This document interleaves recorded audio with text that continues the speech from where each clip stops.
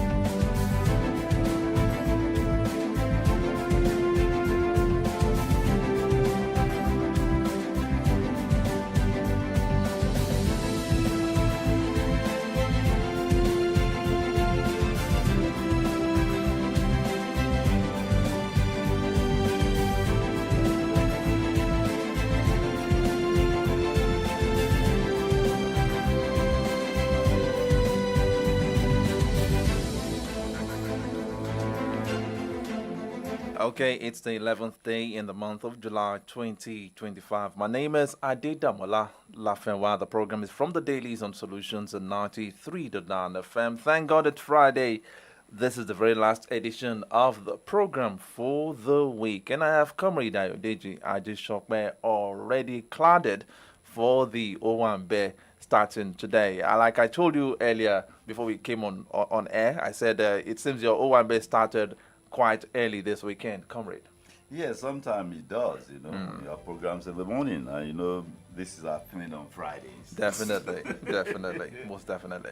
Okay, looking at the stories we have in the papers this morning, but let me remind you that this program, you know, the Friday edition, is usually in two segments. We'll talk about stories in the newspapers. Then after, we talk about health issue, where a doctor will be joining us any moment from now in the course of the program. Okay, looking at the papers we have before us this morning, about 5 newspapers in the studio. I have The Guardian, the General Tribune, the Punch newspaper, The Nation, and of course the Guardian, the Vanguard newspaper rather. Okay, starting with the Vanguard newspaper this Friday morning, I have this one saying, if not for Tinubu, Buhari wouldn't have won APC primary presidency. That story is found on page 8 of the Vanguard newspaper, and this is coming from the Senate. Senate sacks Natasha Odwa as committee chairman.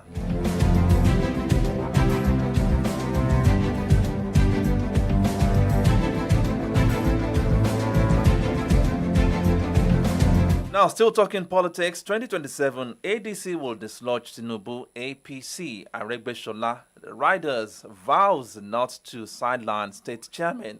Utomi backs coalition, page 5. Utomi? Patrick Utomi backs coalition. That story is found on page 5 of the Vanguard newspaper. And this is coming from Benue State again. Others kill 4 policemen, NSCD officers in Benue ambush. Page 6 as that story. I saw that story. I said again. Again, and that's how Vanguard put it too. Again. Shatima to APC, PDP, ADC, NNPP. We are all one. Page 26. Tinubu's reforms boosting economic recovery. Federal government. Okpeholo declares new era for Edo as Supreme Court affirms mandate.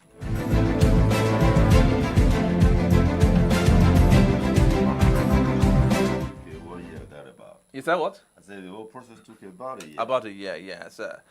From the tribunal up to the Supreme Court. Okay, moving to the Nigerian Tribune now. Nigeria won't bow to U.S. pressure to accept Venezuelan deportees, FG. And the biggest story on the front page of the Nigerian Tribune this Friday morning says how Adoke others stopped Jonathan from removing me as governor. Did you see that video and the insinuations coming from it? I saw the video. And the insinuations.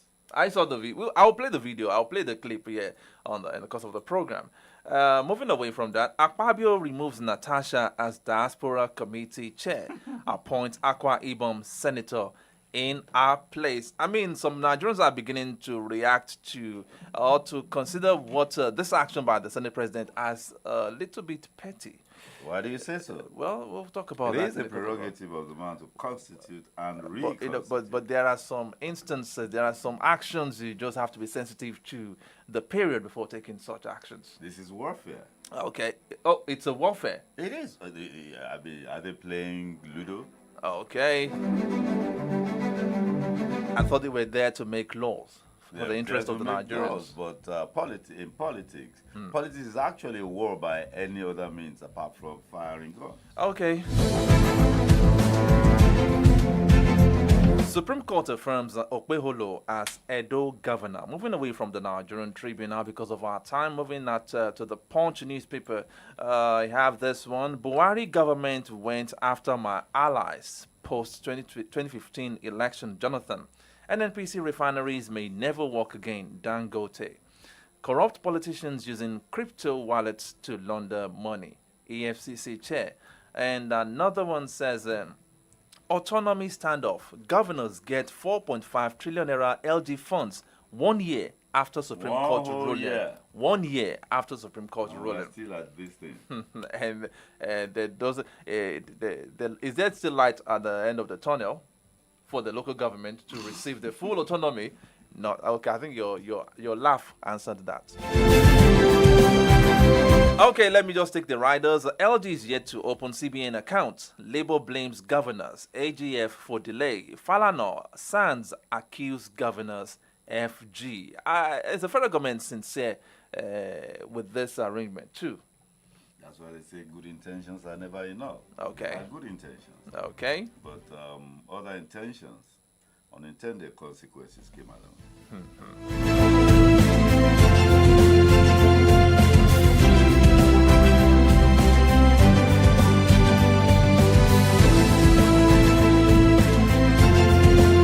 Moving to the Nation newspaper, Shetima visits Aileen Buhari Abdulsalami in London. I am not in race for APC chair, says Akume. Senate removes Natasha as committee on diaspora chair. Visa restriction. Okay, there's a story on visa restriction on the front page of the Nation newspaper, but let me move away from that. Mustafa gets knocks for downplaying Tinubu's role in Buhari's 2015 triumph. Rider, Garba Shehu, no need for bickering. President supports vital. Okay, because of our time, let's move straight to the stories proper. I listened to you and Favor Olontola on the program yesterday, where you spoke extensively about the statement credited to former SGF, Secretary to the Government of the Federation, Boss Mustafa, where he said that where he debunked the fact that President Bola Ahmed Tinubu played any key role to the emergence of President Muhammadu Buhari's presidency then. But a lot of reactions have come after that statement. The presidency has reacted, and also a man that we can call a key member of the Buhari team back then was on a live television, and he confirmed the active roles being played by the incumbent President Bola Ahmed Tinubu, to the emergence or to the victory of President Muhammadu Buhari. Let's take a listen at what the man had to say. Then we'll talk about the issue. Senior brother Boss Mustafa certainly got it wrong, because probably, I can't even remember where he was that time. If people can remember very well, my own face from 2001 to date, I'm one of Buhari's faces, people that have stood by and for him all through up to the time he finished the presidency. And moving forward to 2014, former governor of Ekiti State was the Kayode Fayemi, was the chairman of the convention committee. And each presidential candidate at that time, aspirants, Muhammad Buhari, I was Honorable Farouk Adamu Aliu, who was his representative on that committee. So I was his returning officer. There's Honorable Greg from Imo State, who represented Atiku Abubakar. There was Honorable Mai Angua, who represented late Samda Isaiah. I can't remember the person who represented Kwankwaso. Now, at that time, I can confess to you and to all Nigerians that, yes, it's true that we've all along come with the 12 million votes or even more for Muhammadu Buhari. But did we ever win the election? Were we declared? In certain instances, 2011, we thought we won, But something happened, we were not declared. But officially, we were not declared. Buhari was not declared as the winner. Let me tell you that time, Kano State, when Kwankwaso was the governor, his team was led by Ganduje.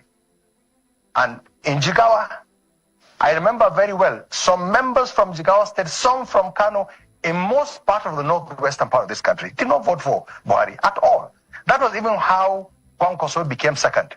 And I was one of the people whom Fashola, he's alive, you can ask him. Fashola gave me an aircraft to bring delegates from Jigawa and Kano State to help vote for Buhari. And it was Tinubu who rallied all the southwestern votes for Buhari, all of them. But I can confess to you, the northwestern part of this country, where Buhari came from, or comes from, did not vote for him all along. So Tinubu played great role in Muhammad Buhari's emergence as the candidate.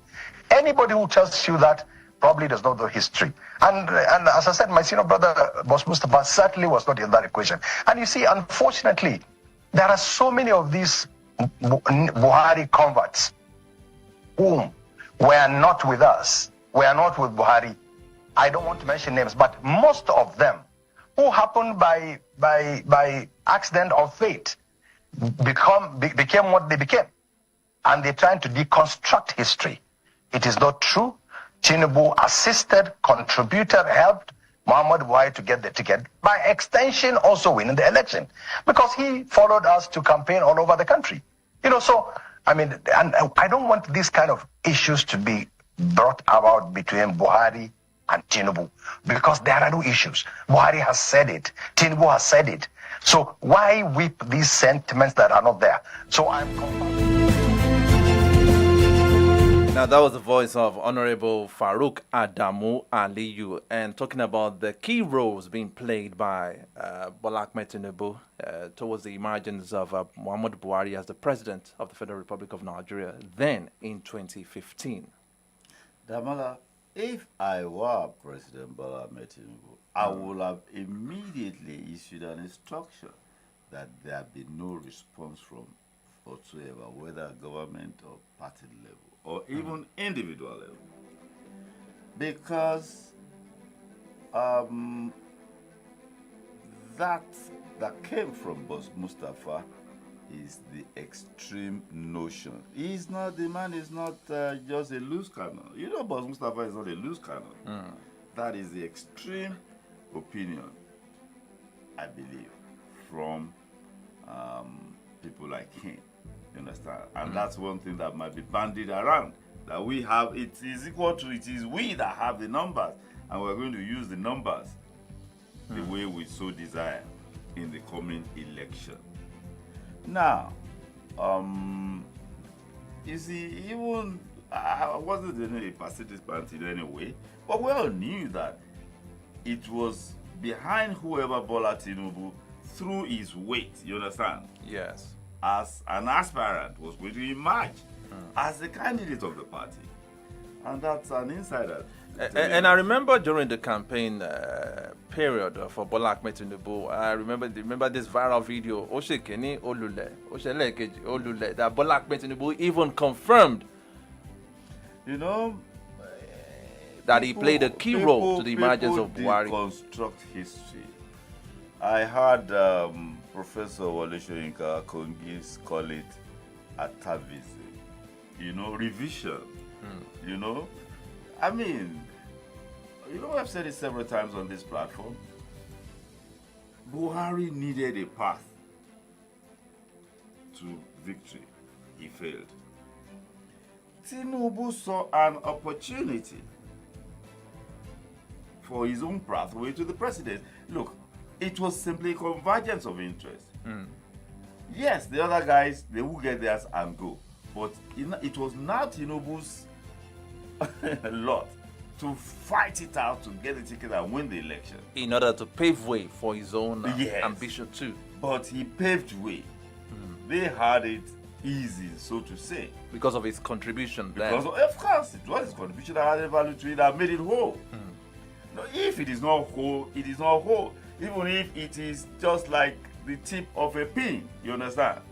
Unless you get that little head of a pin and make it whole, it is not whole. So it won't work.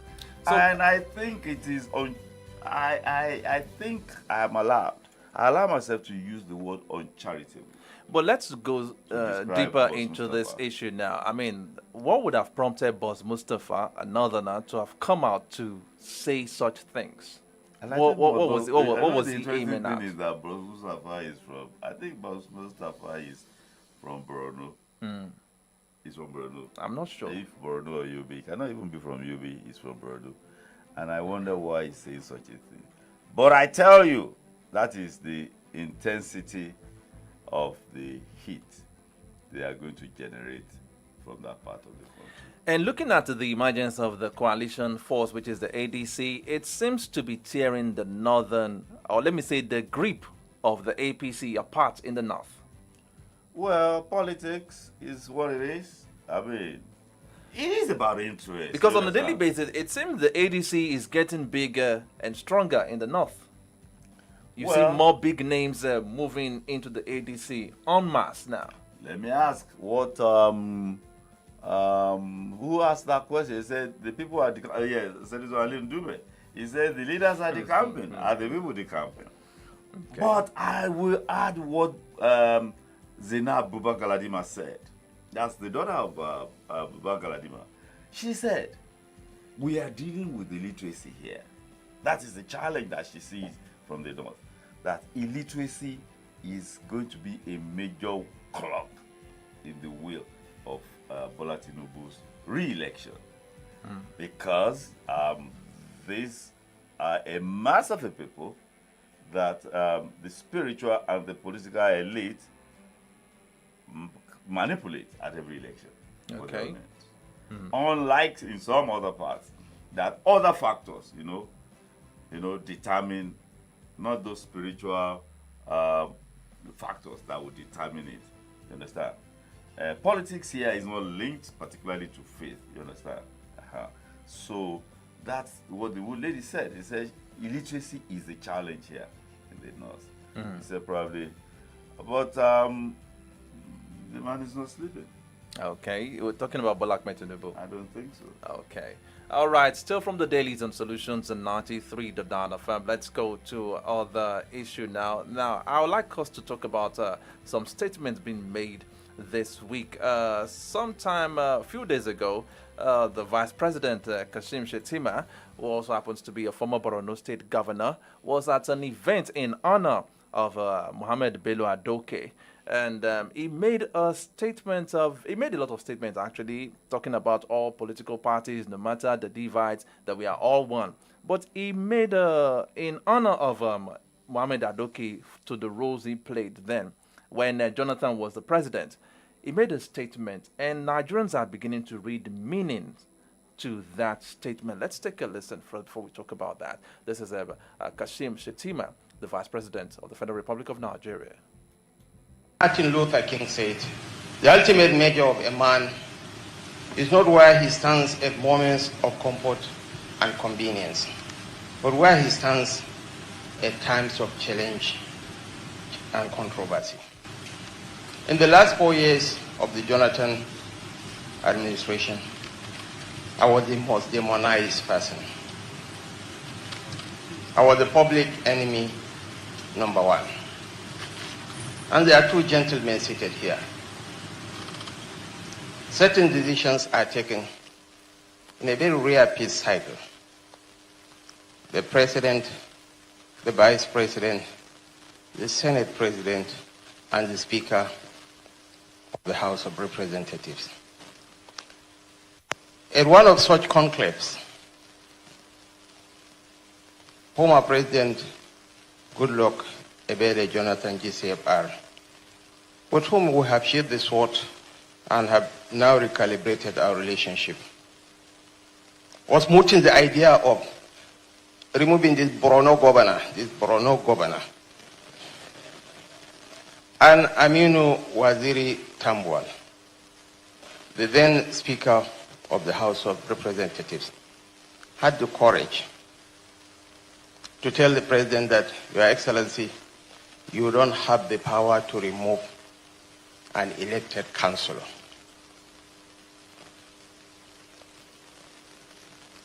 The President was still not convinced. He mooted the idea at the Federal Executive Council. I admire Mr. Mohammed Bello Adoke fundamentally for his courage and for his convictions and for his capacity to stand for what he believes in. He told the then president that, Mr. President, you do not have the power to remove a sitting governor, not even a councillor. They sought for the opinion of another SAN in the cabinet, Kabiru Turaki, who said, I am concurring with the opinion of my senior colleague. That was how the matter was laid to rest, but that was how my relationship with Mr. Bello Adoke and Aminu Waziri Tambuwal became eternally sealed.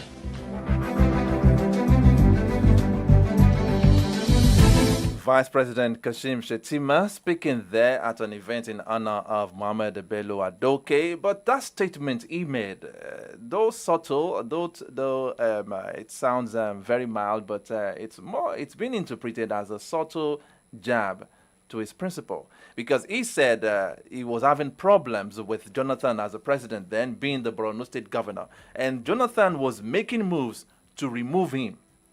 In the form of suspension, maybe declaring a state of emergency, especially when we were having insecurity issues, Boko Haram, Chibok girls, and all those things from that end.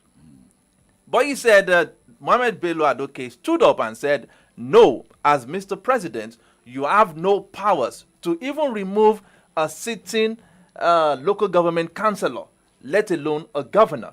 But this is coming from a man that is principal at the moment suspended a governor of a whole state, River State. Well, is that not a pointer to a kind of crack in the wall? I love to give him benefit of doubt and call it unintended consequences. And the fact is that he was not politically sensitive. He shouldn't have shared such if it is, even if it is a valid and appropriate story for that occasion.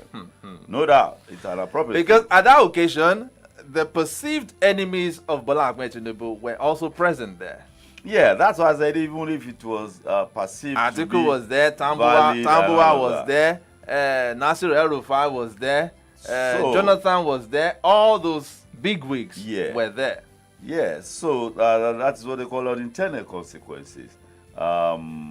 I give him benefit of doubt that it was deliberate and it was supposed to be a jab at his boss, his principal. But apparently, he was just telling the story, of how his relationship with Mohammed Adoke, formed and was forged. But in recent times, Comrade, I want to come in here. In recent time, recently there seem to be some feelers coming from the presidency that Bola Ahmed Tinubu might drop Kashim Shettima in a second-term bid. It remains.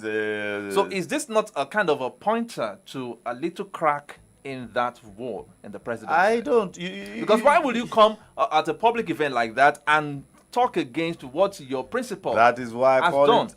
it unintended consequences. Honestly, it was a valid story for that occasion. But in the circumstances, he was insensitive. Can it cost him this statement he made? Do you see it costing him his if you are looking for a man to hang, his position? If you are looking for a man to hang and he's walking around with a rope around his neck, you just put him on the on the slaughter slab. Because that was what first came to my mind when I listened to the statement. I watched it. I was like, wow. Saying that a governor, you do not have a power. You know the man. A president, you don't have the power to remove a sitting local government chairman. Have you forgotten that it's this same Shettima that called Professor Emi Oshiba, you're a good man, and that a good man should go and sell ice cream? But we have to apologize. I remember that. The man can talk, just like the president. Sometimes I am amazed at his oratorial skills. Yes, but sometimes when you have those skills, you must be careful, else you talk yourself into trouble. Okay. You say what? I hope he didn't. I hope he didn't. Okay, still from the dailies on Solutions 93.9 FM. Before we switch gears and move to the second segment where we'll be talking health issue, because we have Dr. Okoli. Dr. Chukwuma Okoli is already in the studio with us. But before we bring him on board, there's still another statement credited to another politician this week talking about the Senate president. In his usual utterances, after there was a plenary in honor of late Senator Khalid Zagi, senator representing Kaduna South Senatorial District, who died on the 25th of June this year. And there was a little session held in his honor where Senator Abaribe stood up and said that while this senator that died was sick, he was seeking financial support, that he had no money to take care of his sickness and everything. That then Akpabio now came out and said, well, that's to show Nigerians that, contrary to the views of many Nigerians, that we, the senators, are coming here to amass wealth, to gather all the wealth. We suffer a lot once we leave office when it comes to having financial difficulties. Let's take a listen at Senator Akpabio saying that at the floor of the Senate. Let me congratulate the chairman and members of the Committee on Power for this bill, and hope that by the time it goes through second reading, the issue or the issues that bother the Nigerian public will be addressed. Without electricity, there's no way we can have industrial growth in the country. And so everybody is looking forward to the transformation of this sector. So it's on that note that I commend distinguished Senator Abaribe. And let me use this opportunity to also mention the fact that I was impressed when you were contributing to the discussion on the demise of distinguished Senator Khalid. And you pointed out your personal contribution during his illness. So for this, the Senate appreciates you. But you made a profound statement that out there, Nigerians think that senators, a lot of money is spent on National Assembly, but once you step out of the National Assembly, you are looking for money to even treat yourself, which shows the fallacy of all the insinuations and innuendos thrown at the legislators. So I think it was an eye-opener for a lot of people. Because some people think that we come here to make money. They don't know that we come here to sacrifice for the growth of the nation so we can leave a better country for future generations. Thank you for that elucidation. Senator Godswill Akpabio there, buttressing the fact that senators struggle. They are only there to lay down to sacrifice for Nigerians. But Nigerians have come against what he said, saying that it's a slap on the sensitivity of the people. I mean, you come out to say you are suffering, you're struggling, and these are people that go around in 160 million SUVs, convoys and everything. We all know all lagis that goes into their coffers. What do you make out of that? I think who or what was Akpabio before he became commissioner, SSG, governor, senator, senate president? Just like Amici, just like so many of them. I think many of them have made politics their career. And I don't think politics is a career, like Obafemi Awolowo said. Law is my profession and politics is my vocation. You have people who are sitting at the doors of politicians and public office holders as we are out here working. If you ask them, they think they're working. I remember we went to submit a senatorial election forms at the headquarters of AD, just down the road here. And the wife of the candidate said, when we got to the secretariat and she saw probably 100 or more people, she said, who are these people? I said, they're party people. She said, what are they doing here? I said, they're party secretary. I said, doing what? So that is the nature of politics. And then when you get to power or office, you enjoy the like. Some, they get carried away. You understand? Some use it as an opportunity to harness those resources and put structures in place that they can fall back to. They can fall back to, or add to what they had.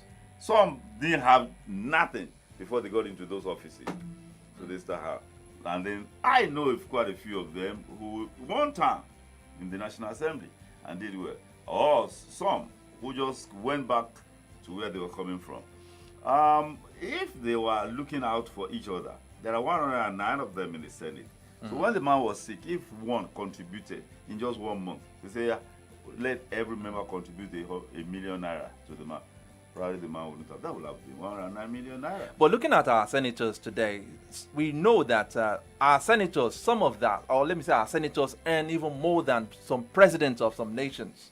Yes, which has been confirmed. And looking at nobody actually knows the exact amount these senators get on a monthly basis. I know there was a time that Senator Shehu Sani came out that cost him a lot of trouble. Yeah. So all these things are supposed to be, shouldn't be in secrecy. It shouldn't be in secrecy because they are supposed to be serving the public. So how do Nigerians believe what Akpabio said now? That they are sacrificing, they are struggling, and they find it hard to... No, people struggle on a daily basis. What is strange about them struggling?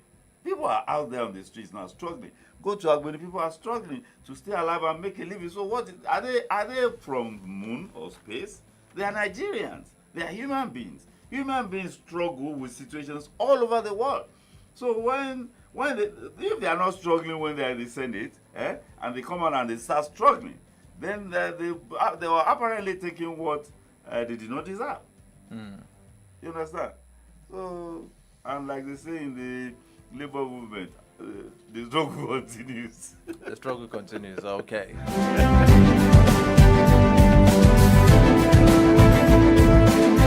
Okay, it's 8 minutes past 10, still on from the dailies and solutions in 93.9 FM. Like I did say earlier on, today's edition is in two segments. We'll be talking health in a jiffy because Dr.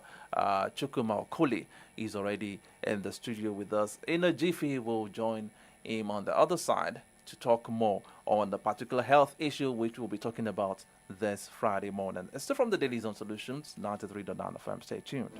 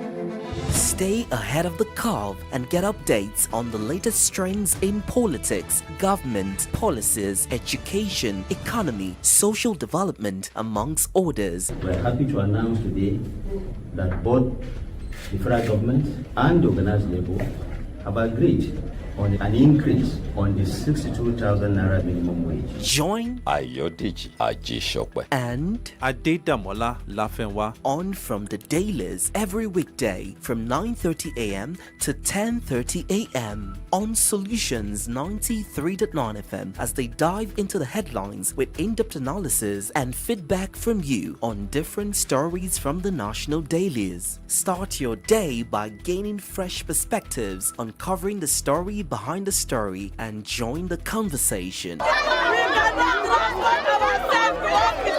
Because your voice matters. From the dailies, the conversation never stops.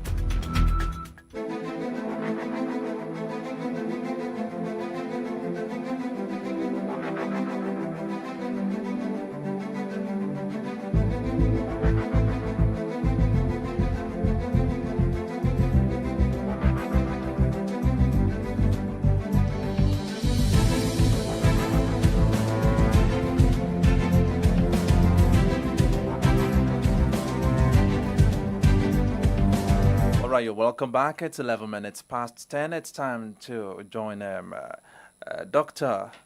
Chukuma Okoli, Chief Medical Director of Metropolitan Family Hospital, Kobo, Ibadan, joining us on the program this morning on the health issue. Good morning to you, Dr. Chukuma Okoli. Good morning. Okay, nice to have you again this morning. We've been looking forward to having you again since the last time you came. Our topic today is basically on the prevalence of cancer cases these days. I mean, 40, 50 years from now, few people, or let me say, drastically few number of people were being diagnosed with cancer cases then. But what is wrong these days? Even you see people under 20 being diagnosed with one form of cancer or the other. What are these things that we are engaging ourselves with that is increasing the rate of cancer cases in society? Thank you very much. Cancer in Nigeria, let's talk about Nigeria. Now, the thing is, once technology improves, then detection of ailments is better. We've had people who died in those days, and I remember the times of Abiku as a young boy, and then I kept asking myself, what is Abiku? Now, what we were made to understand is that the child went back. But when technology improved, we realized that those children will die because of poor management of labor. And when they come out, after a few hours or maybe some few days, they die. So when there was improved management of labor, then we had more babies surviving. So the case of Abiku now became extinct.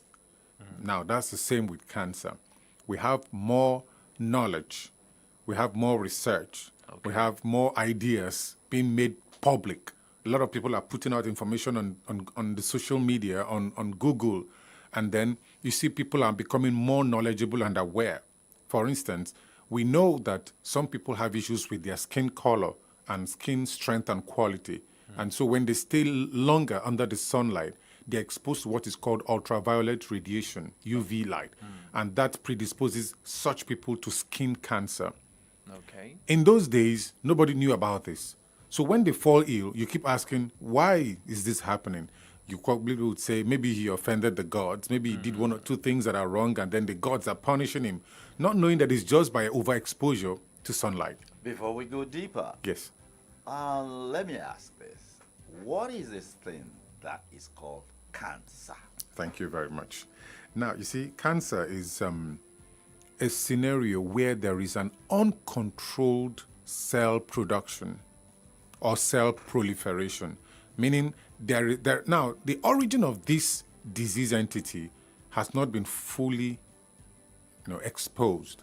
But one thing we know in cancer is that cells start to reproduce uncontrollably. And when they do, not just are they over reproducing, they fail to die at the appointed time. If you rub your hand on your skin, after a while you may peel out something brownish in color because we are predominantly black. Those are called dead skin cells. It's normal for cells to die after some time. Even the red blood cells lifespan is 120 days, meaning after 4 months, the red blood cells will die, new ones are produced. It's normal with all cells of the body. But in case of cancer, number one, they fail to die. Number two, they reproduce faster than the normal nature those cells should. For instance, picking an organ, quite common, like we know today, breast cancer or prostate cancer. Those are the two commonest cancers prevailing in the society. The prostate, a normal size of a prostate, is the size of a walnut, a sala or something. That's the size of a normal prostate. But I've been in surgeries where we brought out a prostate the size of my fist. Wow. Which is almost about 8 or 10 times the size of one walnut. Now, what does that mean? It means that the cells of the prostate suddenly started reproducing uncontrollably. 1. 2, they fail to die after the certain number of months they should live. Because they die, new cells are produced. That's why the organ keeps working, because when you are tired of, you have served your purpose, you leave, new cells are produced. It's just like the skin. When you have been exposed, after a while, the cells would die off and become dried, and then they peel off. If you notice, sometimes you notice that the skin of the hand is peeling off. Yes. Those cells are dying. They die off, and then they leave. New ones are produced. If you have a growth, a cut in the skin, after a while it heals. What happens? New cells were produced because in the process of cutting or whatever it is that made the wound, damaged the cells at that point. So now, at what point, because of our time, yes, at what point does it become an issue? Yes, it becomes an issue, just like I said, when the reproduction is no longer controlled by the body systems. Now, we have innate control system in the body. That's why you go to sleep. After a while, you wake up. Something is controlling the system that wakes you up. And then you go about your activities. After some hours, you grow tired, you sleep. And during the sleep, your body rests. And then after a while, you wake up. So we have systems in the body controlling cell production and cell death, called apoptosis. In the process where cell production is uncontrollable and cell death is no longer controlled as well, at that point it becomes a problem. That particular organ or that particular tissue grows out of bounds. That's why before you make your diagnosis of prostate cancer, for those who go to the hospital on time, we usually make a prior diagnosis of what is called benign prostatic hyperplasia or hypertrophy. That is, in hypertrophy, a cell grows bigger than expected. In hyperplasia, the cell reproduction is faster than normal. We have a combination of those two. It now leads to what is called prostatic cancer, if not checked. So at the point where cell production is uncontrolled and then cell death is no longer happening, we have a cancer growing at that point. Okay, now you talked about the drastic increase in growth of cells, yes, leading to cancer. Yes. Do we know what prompts this? That's the statement I made, that knowledge about this is still unfolding. Science has not been able to say particularly why. Though one thing we know is that accumulation of, like I said, after some months, cells die and then they are removed. Now, when the cell dies, they break up. There is something called DNA end products. That, of course, the DNA is the structural unit of life, of course, yeah.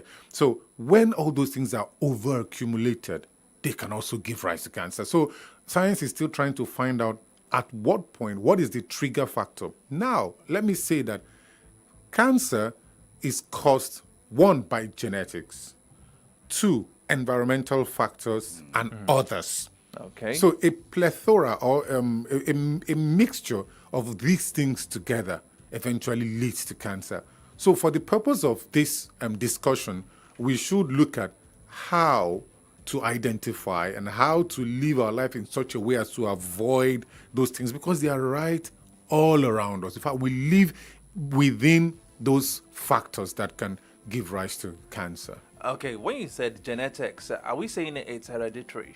Exactly. That's exactly what I'm talking about. Just before we started this program, I was reading up something on a gene called BCL2.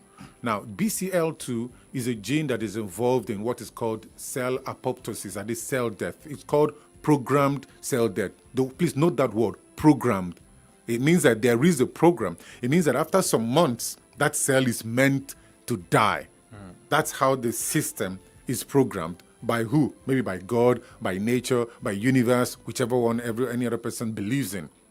After some months, those cells will die and a new set of cells become active.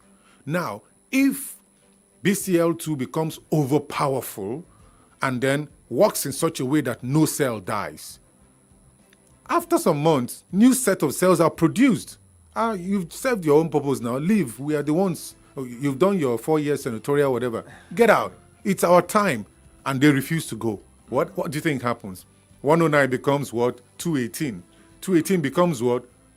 436. I believe you understand what I'm trying to say. Yeah. Now, okay.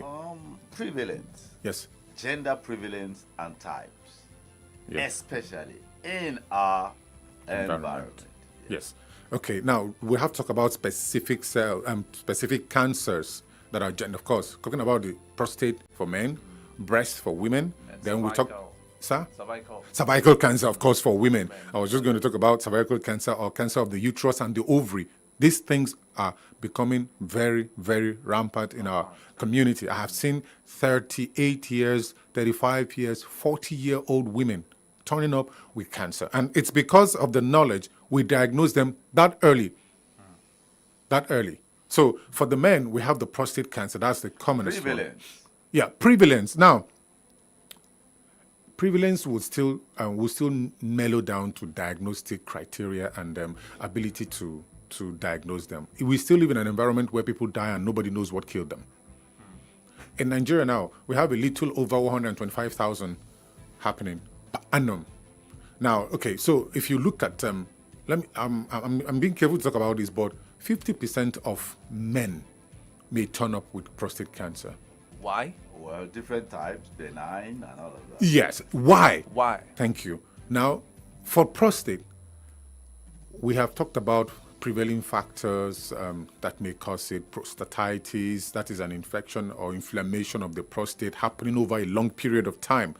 Now, we've also talked about sexual activity of men. A lot of men are living celibate lives for one reason or the other, and it's not so good for the prostate. So these are factors that are not being pushed out in social media as much. All Catholic clerics should have prostate. I'm telling you, they are at risk, but that's just the truth. But because they are servants of God, we pray. We just pray. We just pray. We just pray. Yeah. All right. You spoke about the environmental factors too. A lot of them. Let's talk more on that. Okay, good. Now, looking at the environmental factors, let's talk about tobacco, smoking.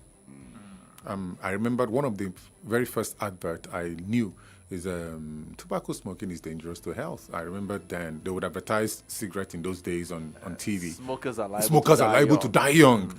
And then when I got into medical school, those are things I kept in my heart that when I get to that level of lecturing, I will ask why. And I got to know that tobacco smoking, now when you puff, now the smoke contains a lot of ionizing radiation, chemicals that are dangerous. And then they become sharp missiles. They strike into the body system, enter into the lungs, and they start destroying the lungs. Now, because of the fact that they destroy the lung tissues, the lungs try, like I said, every organ has a way of trying to regenerate. It's just like releasing bullets into the wall, and then the wall tries to cover up, exactly.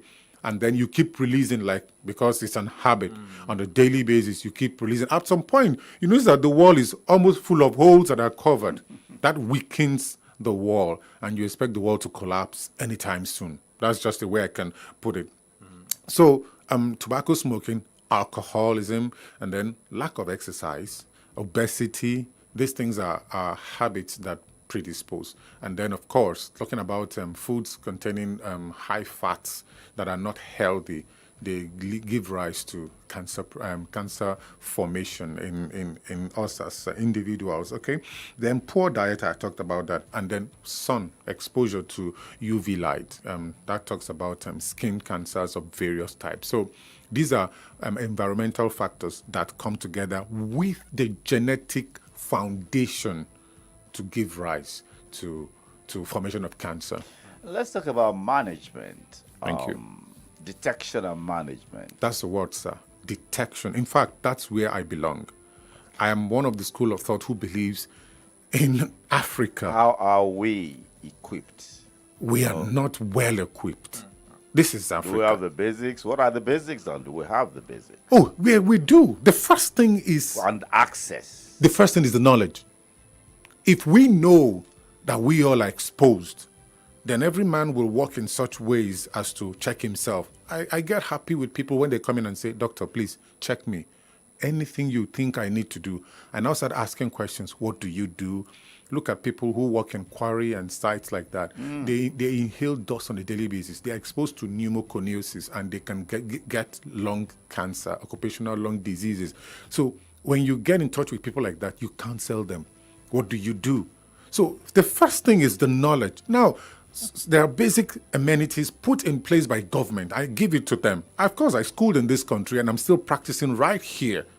Many years now, more than 2 decades now. I'm right here still practicing.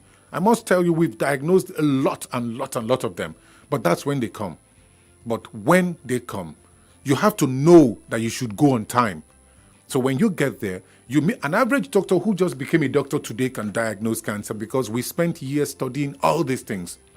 But if you don't come to us, we won't go to you in the marketplaces and forcing you to come and get diagnosed. So the knowledge is the number one. We need to be knowledgeable about the fact that we need to go and check ourselves. Then in conversations, striking conversations with them, you see areas where you need to look into, whether man or woman. Women with multiple sexual partners are exposed and they are at risk of developing cervical cancer. So when you have people who fall into that group, you have to counsel them. So that's why I said until they come. When they come, you strike a conversation and then you highlight the areas where they are at risk and then you now send them to run various investigations that will help you to know where they belong. I've seen organizations, religious organizations and so on and so forth, running free pap smear for people. Pap smear is not cheap, especially as at now. Yesterday I got to know that to do an echo for the heart is now very expensive. And people have heart problem on a daily basis and they are dying. Sir? ECG? No, echo. The ECG is one. That's one they plug things in various hands and legs. This echo is like ultrasound. Exactly, of the heart. And echo is one investigation that you do it, you make your diagnosis right there and then it guides you in treatment. And once you are guided with treatment coming from those two, ECG and echo, you can say for sure that you will achieve astounding success in management of that heart condition. So one, they have to come. Two, we strike conversation, we diagnose them, then we send them for investigation to confirm this diagnosis, and then at that point you treat. Remember, if they don't come on time and the cancer is already advanced, that is has spread Tell from us the stages, please. Okay. Yes, we have stage one, stage yes, two, we have the invasion. Okay, invasion. That is, you get in the cancer cells get into the system. Then from invasion, they metastasize, they spread.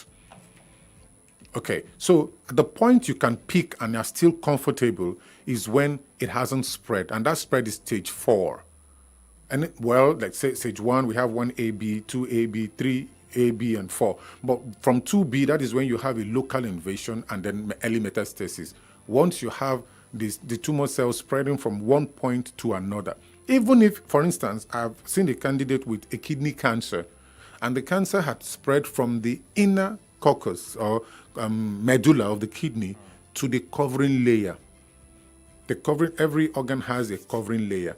So it had gotten to the covering layer. It's in direct contact with another organ. At that point, you just, even if you say you want to remove, you still have to subject to chemotherapy, that is medications that attempt to kill. I use the word attempt because that you went through chemotherapy doesn't mean that you are free. You still have to say you attempt to kill and you keep checking to know if you have killed those cells before you can say one is fine. Okay, you talked about different stages. At what stage exactly does it become noticeable to the patient? This is another aspect.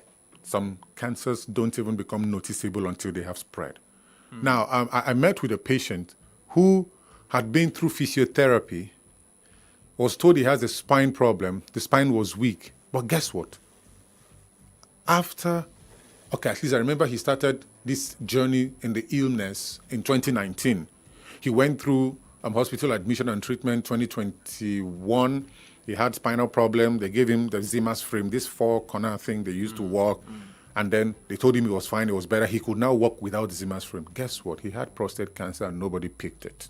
Wow. That's annoying. Because if they had picked it, if they had done just a PSA, they would have used that to do prostate biopsy and diagnose him. Because when prostate cancer spreads, the first place it goes to is the spine. So at the point of managing the spinal problem, they didn't know that the origin was the prostate. That's a bad stage. Of course it is. It has spread. It has gone to the spine. What do you do at that point? Okay, this next question sounds scary, kind of. Is cancer a death sentence? I understand. We just have to be honest. I mean, you spoke. I heard a comrade asking you if it's how manageable it is. Is it curable totally? Cancer can reoccur. You can't say it's curable totally. No matter the exposure, the treatment to chemo and all those stuff. Exactly. No matter. Any other option of management apart from chemo?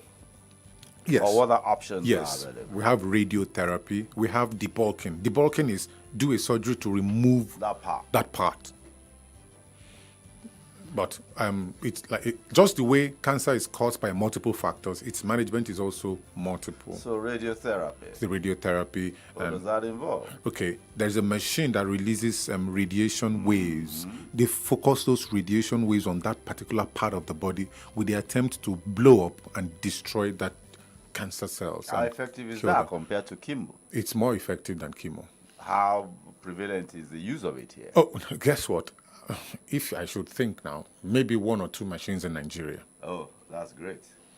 Okay, in conclusion, Dr. Chukwuma Okoli, what are the habits Nigerians should develop in order to stay safe? Thank you.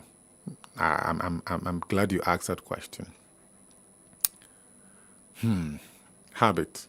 Number 1, we have to stay positive. Have a good positive mindset. That's just the attack to life. Stay positive. Number 2, watch what you eat and drink. Number 3, do exercise. 30 minutes of brisk walking daily, max 5 times a week. Like I said, watch what you eat. It means reduce your carbohydrate, especially if you're age 35 and above. Start reducing your carbohydrate. Don't belong to the group of rice in the morning, rice in the afternoon, rice in the evening. If you can, you can do 1 carbohydrate meal a day. And anything else you do and eat is fine, but 1 carbohydrate meal a day. When you do all these things, you limit what prevails or what meets your system. And then you do your exercise, you help to burn them out. And then it keeps you healthier and stronger. Now, not forgetting the fruits and the vegetables. You can't do away with them. Don't come telling me I don't like vegetables. It's not about you liking it. It's about you eating what will make you survive. What your body needs. What will make you healthy, whether you like it or not. And last but not the least, drink 4 liters of water daily. Okay. And that's been ringing in my head since you told us that. The other time. Yes, sir. See. Thank you. Great. And before we let you go, you talked about exposure to sunlight. Yes. Is everybody? Of course. See my skin now. I'm the darkest in this room. So we are all exposed. We should limit our exposure to sun. Is that what you're saying? That's exactly what I'm saying. Okay. Yes. All right, we've been speaking with Dr. Chukwuma Okoli, the Chief Medical Director of Metropolitan Family Hospital, Akobo, and it is always a very informative and exciting session whenever we have him on board. Thank you very much, Dr. Chukwuma Okoli. You're welcome, sir. Thank you. God bless you. And have a splendid week. Thank you, sir. All right, that's the wrap for today. Thank you very much, Comrade Ayodeji Ajisope, for riding this program with me this morning. Okay, we'll be back again Monday morning for a fresh edition of From the Dailies on your Super Solutions and 93.9 FM. My name is Adi Damala LAFENWA, urging every one of us to have a very splendid weekend. Good morning once again.